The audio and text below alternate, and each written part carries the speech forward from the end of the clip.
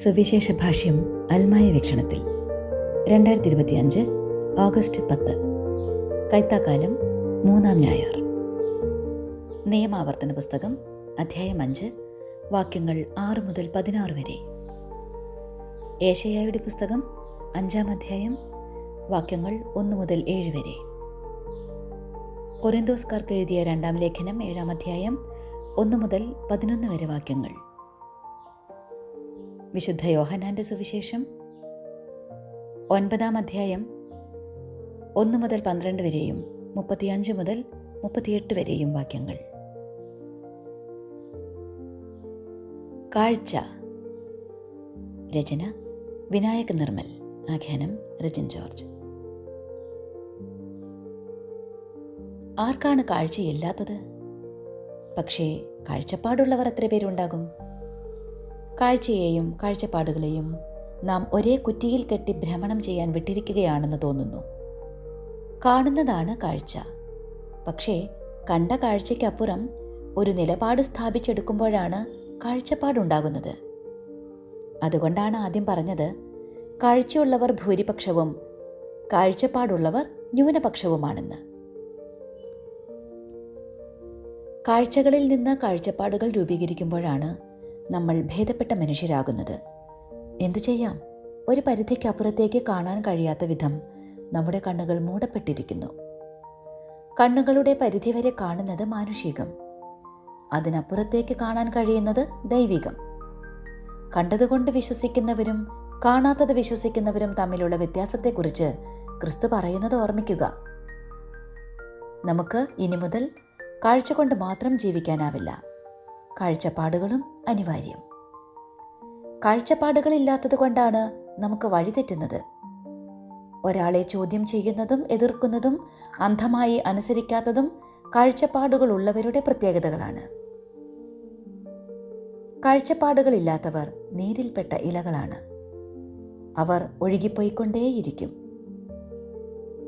കാഴ്ചപ്പാടുകളുള്ളവരാകട്ടെ നിലവിലുള്ള വ്യവസ്ഥിതിയോട് തങ്ങൾക്കാവുന്ന വിധത്തിൽ തങ്ങളുടെ പ്ലാറ്റ്ഫോമുകളിൽ നിന്ന് പോരാടിക്കൊണ്ടിരിക്കും. അത് എഴുത്താകാം, പ്രസംഗമാകാം, വാട്സാപ്പ് കൂട്ടായ്മയിലെ ചർച്ചകളിലെ സജീവ പങ്കാളിത്തം പോലുമാകാം. അങ്ങനെ എന്തുകൊണ്ട് സംഭവിച്ചു? അത് മാത്രമല്ലല്ലോ സത്യം. ഇങ്ങനെയൊരു ചിന്തയുണ്ടാകുന്നത് കാഴ്ചപ്പാടുകളിൽ നിന്നാണ്. സാഹചര്യങ്ങളെയും സന്ദർഭങ്ങളെയും വ്യത്യസ്തമായും നേർരീതിയിലും കാണാനും വിലയിരുത്താനും കഴിയുന്നത് കാഴ്ചപ്പാടുള്ളവർക്കാണ്. പലരുടെയും ഓർമ്മയിലുള്ളതും വികൃതി എന്ന സിനിമയ്ക്ക് കാരണമായതുമായ ഒരു സംഭവമില്ലേ? എറണാകുളം മെട്രോയുടെ തുടക്കകാലത്ത് മെട്രോയിൽ തളർന്നു കിടന്നുറങ്ങിപ്പോയ ഒരുവനെ മദ്യപാനിയായിട്ടാണ് ഭൂരിപക്ഷവും കണ്ടത്. അതിനപ്പുറം അയാൾക്കൊരു ജീവിതവും കാരണവുമുണ്ടെന്ന് പലരും മനസ്സിലാക്കിയില്ല.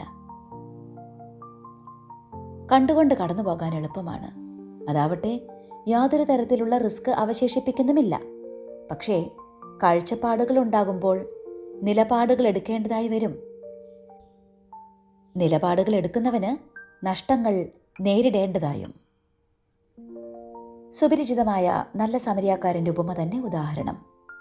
വഴിയരികിൽ കൊള്ളക്കാർ കവർച്ച ചെയ്ത് ഉപേക്ഷിച്ചു കളഞ്ഞ അയാളെ പുരോഹിതനുൾപ്പെടെയുള്ള എല്ലാവരും കണ്ടു. എന്നാൽ അക്കൂട്ടത്തിൽ കാഴ്ചപ്പാടുണ്ടായിരുന്നതും അതുകൊണ്ട് തന്നെ നിലപാടെടുത്തതും ഒരാൾ മാത്രമായിരുന്നു. അതിൻ്റെ പേരിൽ അയാൾക്ക് പല നഷ്ടങ്ങളുമുണ്ടായി. സമയം, പണം. ഇതാണ് കാഴ്ചയും കാഴ്ചപ്പാടും തമ്മിലുള്ള വ്യത്യാസവും. അന്ധമായി വിധിയെഴുതാൻ എളുപ്പമാണ്. ഒരാളുടെ ജീവിതത്തിൽ ദുരിതങ്ങൾ ഉണ്ടാകുമ്പോൾ ബാലിശമായും അന്ധമായും വിധി എഴുതുകയും ചെയ്യും. അവൻ്റെ കയ്യിലിരിപ്പ്, അവൻ്റെ തോന്യാസത്തിൻ്റെ ഫലം, അതാണ് എളുപ്പമാർഗം. ഇത് നമ്മുടെ കാലത്തിൻ്റെ മാത്രം പ്രത്യേകതയൊന്നുമല്ല. ക്രിസ്തുവിൻ്റെ കാലത്തും അങ്ങനെ തന്നെയായിരുന്നു കാര്യങ്ങൾ. അതുകൊണ്ടാണ് അന്ധനെ ചൂണ്ടിക്കാട്ടി അവർ ചോദിക്കുന്നത്, ഈ അന്ധത ഇവൻ്റെയോ ഇവൻ്റെ മാതാപിതാക്കളുടെയോ പാപത്തിൻ്റെ ഫലമോ എന്ന്. ജീവിതത്തിൽ സംഭവിക്കുന്ന ദുരനുഭവങ്ങളും വിപരീതങ്ങളുമെല്ലാം ദൈവശിക്ഷയും അനുഗ്രഹങ്ങളും മറ്റും സ്വന്തം കഴിവിൻ്റെ ഫലവുമെന്ന് തീർപ്പ് കൽപ്പിക്കുന്നതിലും വലിയ കോമഡി മറ്റൊന്നില്ല. ക്രിസ്തു ചെയ്ത അത്ഭുതങ്ങളെ, രോഗസൗഖ്യങ്ങളെ എല്ലാം കേവലം ബാഹ്യമായ ഒരു സൗഖ്യപ്പെടുത്തലോ അതിശയപ്പെടുത്തലോ ആയി മാത്രം കാണാൻ എനിക്കൊരിക്കലും സാധിച്ചിട്ടില്ല.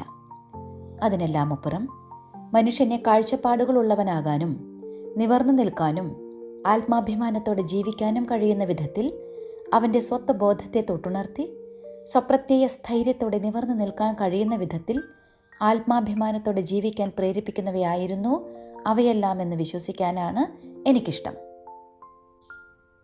പലതരത്തിൽ ചിന്തയുടെ ആകാശത്തിൽ പൊടിയും പൂപ്പലും പിടിച്ചും മാറാലകൾ വ്യാപിച്ചും കാഴ്ച മങ്ങിയവരെയും അപകർഷതയുടെ ഭാരത്താൽ നിവർന്നു നിൽക്കാൻ കഴിയാതെ ചുരുണ്ടുപോയവരെയും അപമാനങ്ങളുടെയും അവഹേളനങ്ങളുടെയും കുഷ്ഠം ബാധിച്ച് ഓടിയൊളിച്ചവരെയുമെല്ലാമാണ് ക്രിസ്തു സൗഖ്യമാക്കിയത്.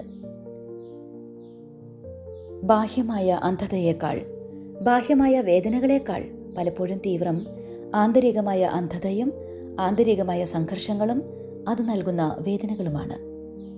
മറ്റുള്ളവരെ മരങ്ങളായി കാണാൻ മാത്രം കഴിയുന്ന ഒരാളെ മനുഷ്യനായി തിരിച്ചറിയാൻ കഴിയുന്ന വിധത്തിലാണ് യേശു സൗഖ്യപ്പെടുത്തിയത്.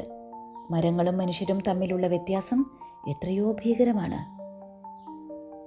മറ്റുള്ളവരുടെ മുൻപിൽ നിവർന്നു നിൽക്കാൻ കഴിയാത്ത അപകർഷതയുടെ ഭാരം വഹിക്കുന്ന സ്ത്രീയെയും ആന്തരികമായി മുറിവേറ്റ് രക്തമൊഴുകുന്നവളെയും നിവർന്നു നിൽക്കാൻ കഴിവുള്ളവളായും മുറിവില്ലാത്തവളായും ക്രിസ്തു മാറ്റിയെടുക്കുന്നുണ്ട്. ഒരാളുടെ സാമ്പത്തിക പ്രശ്നങ്ങൾ മുഴുവൻ ഒറ്റയടിക്ക് പരിഹരിക്കാൻ മാത്രം നമ്മളിൽ പലർക്കും കഴിയില്ലായിരിക്കും. ഒരാളുടെ എല്ലാ പ്രശ്നങ്ങളെയും ഒരു മാന്ത്രിക ദണ്ഡ് വീശി അപ്രത്യക്ഷമാക്കാനും നമുക്ക് കഴിയില്ലായിരിക്കും. സാമ്പത്തികമായി ഒരാളെ സഹായിക്കുന്നത് മാത്രമല്ല സഹായം. വൈകാരികമായ അരക്ഷിതാവസ്ഥയിലൂടെ കടന്നുപോകുന്ന ഒരാൾക്ക്, ആരോടും തുറന്നു പറയാൻ കഴിയാത്ത കാര്യങ്ങളുമായി വിഷമിക്കുന്ന ഒരാൾക്ക് കാതുകൊടുക്കുകയും സാമീപ്യവും സ്പർശനവും കൊടുക്കുകയും ചെയ്യുന്നതിൽ പരം വലുതായിട്ടൊന്നുമില്ലെന്ന ചിന്ത പണ്ടു മുതൽക്കേ എന്നിലുണ്ട്. 5 അപ്പം കൊണ്ട് എങ്ങനെയാണ് ക്രിസ്തു 5000 തീറ്റിപ്പോറ്റിയത്? നോട്ടിരട്ടിപ്പ് പോലെയുള്ള മാജിക് ഒന്നുമല്ല അവിടെ പ്രവർത്തിച്ചത്. മറിച്ച് ഉള്ളത് പങ്കുവയ്ക്കാൻ, എൻ്റെ പക്കലുള്ളത് പങ്കുവയ്ക്കാൻ ഞാൻ തയ്യാറാകുമ്പോൾ അവിടെ മറ്റുള്ളവർക്ക് സംതൃപ്തി ഉണ്ടാകും. അവരുടെ ആവശ്യങ്ങൾ ഒരു പരിധിവരെ പരിഹരിക്കപ്പെടുകയും ചെയ്യും എന്നതാണ്. ഞാൻ ചെയ്യുന്നതെല്ലാം നിങ്ങൾക്കും ചെയ്യാൻ കഴിയും എന്ന് ക്രിസ്തു പറഞ്ഞത് ഒരു തരത്തിലും അസംഭവ്യമായ കാര്യങ്ങളെക്കുറിച്ചാകാത്തത് ഇങ്ങനെയൊരു പരിപ്രേക്ഷ്യത്തിൽ ചിന്തിക്കുമ്പോഴാണ്. കാഴ്ചയുള്ളവനായി തിരിച്ചു വന്നു എന്നതാണ് ഇന്നത്തെ സുവിശേഷത്തിലെ ഏറ്റവും പ്രസക്തമായ വാക്യമെന്നാണ് ഞാൻ വിശ്വസിക്കുന്നത്. ഒരു തിരിച്ചുവരവ് നമുക്കെല്ലാവർക്കും സാധ്യമാണ്. കാഴ്ചയിൽ നിന്ന് കാഴ്ചപ്പാടുകളിലേക്ക് നമുക്ക് തിരികെ നടക്കാം. ക്രിസ്തുവിനെ പോലെ അല്ലെങ്കിലും ക്രിസ്തുവിൻ്റെ വിചാരങ്ങളുടെ ഓരം ചേർന്നെങ്കിലും നിൽക്കാൻ കഴിയുന്ന മനുഷ്യരായി നാം മാറുന്നത് അപ്പോഴാണ്. നമ്മളെപ്പോഴും ബാഹ്യമായ കാര്യങ്ങളിൽ മാത്രമാണ് ശ്രദ്ധിക്കുന്നത്.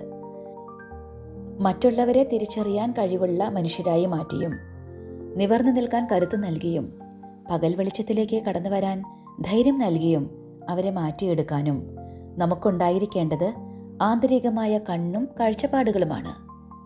ദൈവമേ, കാഴ്ചയുള്ളവനായി മാത്രം ജീവിക്കാതെ കാഴ്ചപ്പാടുകളുള്ളവനായി കൂടി എന്നെ മാറ്റിയെടുക്കണമേ.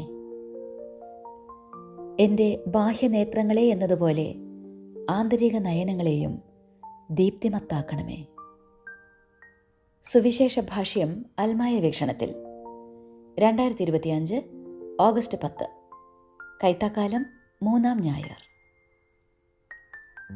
കാഴ്ച. രചന വിനായക് നിർമ്മൽ. പ്രസിദ്ധനായ എഴുത്തുകാരനാണ് ലേഖകൻ. ആഖ്യാനം രജിൻ ജോർജ്.